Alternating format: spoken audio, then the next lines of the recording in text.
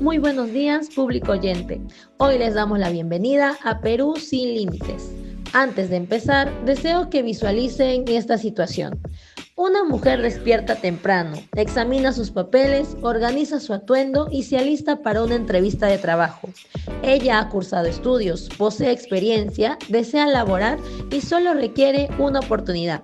Llega al edificio, pero no logra acceder. Y no porque no esté lista, sino porque no puede. Porque el lugar no cuenta con una rampa, porque alguien pensó que su discapacidad era una limitación y no una manera diferente de existir. Ahora visualiza que intenta reportar. Ella acude a una oficina del Estado, pero le solicitan papeles, formularios, requisitos y le dan turnos. Y ve que el trámite se torna extenso, caro y muy cansado. Y en cierto momento, al igual que muchas otras personas, comienza a cuestionarse si merece la pena continuar. Bueno, esa mujer tiene un nombre, un rostro y una historia. Y también simboliza a miles de peruanos y peruanas que diariamente observan cómo se atropellan sus derechos sin que nadie preste atención a su voz. Bienvenidos nuevamente a Perú sin límites. Hoy están con nosotros 7 mujeres que enfrentan diferentes realidades, pero que comparten un papel importante en el tema de la inclusión laboral y el acceso efectivo a la justicia en el Perú. Dicho esto, con ustedes, la abogada Libely Muñoz, representante de la Dirección de Promoción Laboral para Personas con Discapacidad del Ministerio de Trabajo, quien nos informará sobre las regulaciones, progresos y vacíos del Estado. La doctora Miluska Valle, representante de SUNAFIL, que diariamente recibe y examina quejas por discriminación y violación de derechos laborales.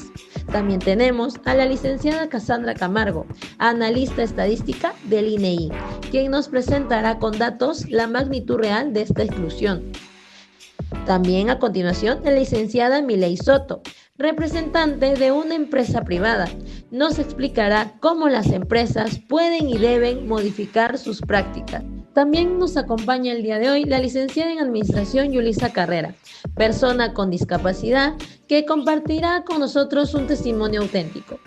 Por último, pero no menos importante, la abogada Daisy Palomino, coordinadora de la ONG Perú Incluye, que opera desde la sociedad civil para que la inclusión sea un derecho y no solo un discurso. Dicho esto, pasemos al tema. Es fundamental prestar atención a la voz del Estado. Por ello, la abogada Muñoz, desde el Ministerio de Trabajo, nos dirá qué medidas se están tomando para fomentar la inclusión laboral y cuáles son los desafíos más evidentes. Gracias, señorita Estrella. Y también le agradezco por crear este espacio que sinceramente me parece muy necesario. Mira, al referirnos a la inclusión laboral, persiste aquella noción de que es un acto de bondad, como si contratar a alguien con discapacidad fuese un tipo de suerte, de privilegio, de favor. Sin embargo, no es así. Es un derecho que está fundamentado en la ley, específicamente en la Ley 2997/3, y por otras diversas normativas internacionales que el Perú ha ido ratificando en el transcurso de estos años. Ahora entonces, ¿cuál es el problema? Lo que pasa es que entre lo que se describe y lo que ocurre en realidad existe una gran diferencia. Por ejemplo, en el ámbito público existe una cuota de obligación del 5% de contratación para personas con discapacidad. Y aunque muchas entidades ya la están cumpliendo, hay que admitir que otras aún enfrentan ciertos desafíos para implementar estos procesos inclusivos, desde la publicación de las ofertas laborales hasta la adecuación de puestos donde laboran. En el sector privado, la situación es aún más caótica, y aunque la ley establece una cuota del 3%, su cumplimiento permanece muy por debajo de lo que se espera. Y esto no sucede por la falta de habilidades por parte de los trabajadores, sino que en numerosas ocasiones sucede debido a la falta de información por parte de las empresas, que creen que la contratación de una persona con discapacidad conlleva necesariamente gastos extra. Y esto no es cierto, ya que el ministerio cuenta con programas de asesoría, certificaciones e incluso con respaldo técnico para evidenciar que no se requiere una gran inversión, sino que un compromiso genuino y sobre todo solidario. En algunas ocasiones, la persona logra el empleo, pero lastimosamente se enfrenta a un entorno de trabajo poco adaptado para él, documentos inaccesibles o a un ambiente más fundamentado a la falta de comprensión y empatía que en el respeto. Es por eso que nuestro enfoque en este momento es dual, es decir, que fomenta la contratación de personas con discapacidad, claro que sí, pero también garantiza que una contratación se realice en condiciones justas, sostenibles y sobre todo accesibles para todos.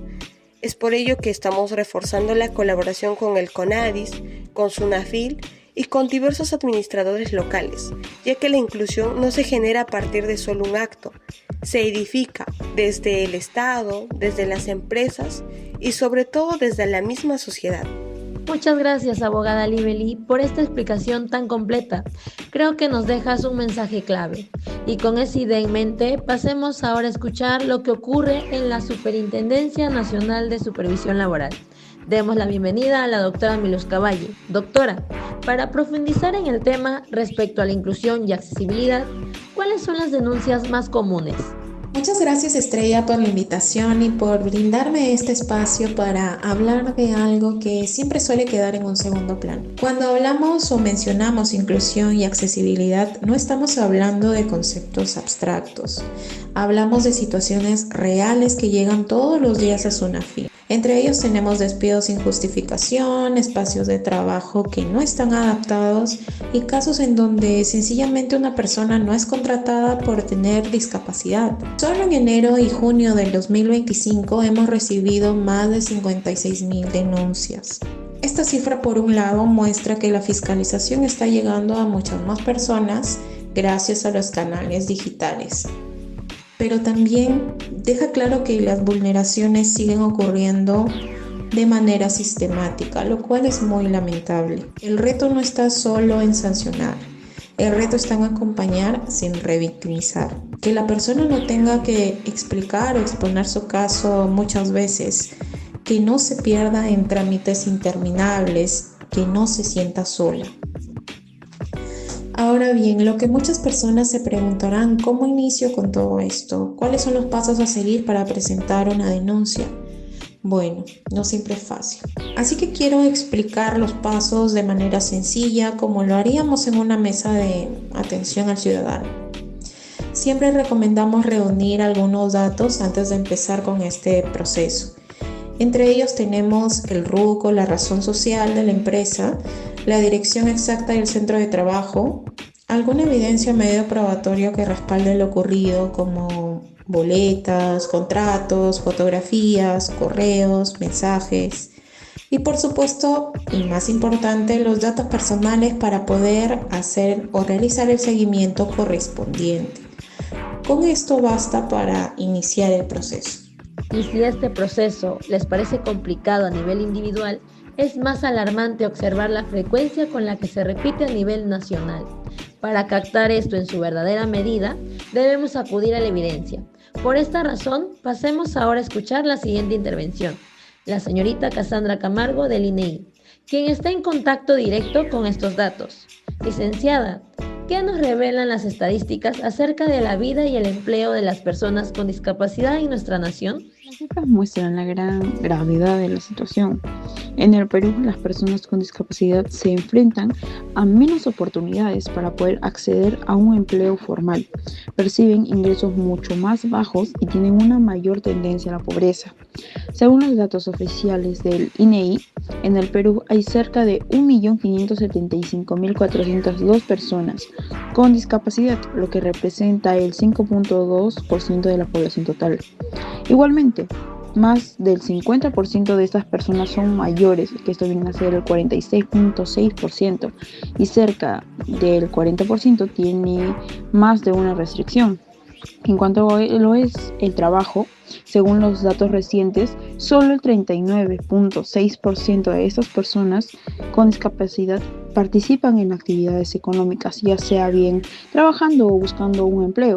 Y entre lo que están empleados, el 48.9% son autónomos, mientras que únicamente el 27.1% tiene un empleo formal. Y si comprender la situación desde los datos es importante, Aún más valioso es escuchar a quienes viven esta realidad en carne propia. Las cifras nos muestran una parte del problema, pero las experiencias personales nos revelan su verdadero impacto. Por eso, hoy invitamos a la licenciada Yulisa Carrera, mujer con discapacidad motora, quien ha enfrentado directamente las barreras educativas, laborales y sociales de nuestro país.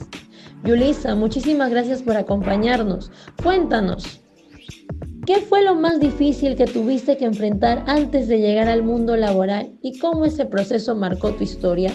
Me esforcé más de lo que cualquiera podría imaginar. Estudié, me preparé, realicé todo lo necesario para edificar un futuro digno y profesional. En verdad, llegué a pensar que tras todo el esfuerzo invertido, las cosas serían un poco más equitativas conmigo, pero no sucedió así. Y luego de ese recorrido, comienza esta etapa de mi relato. Estudié administración y llevo buscando trabajo durante años.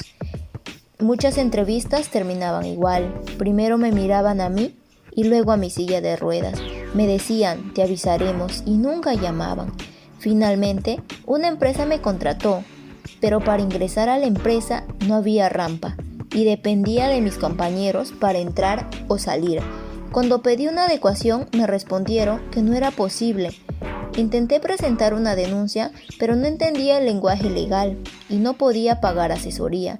Después de un año me di por vencida, abandoné mi caso.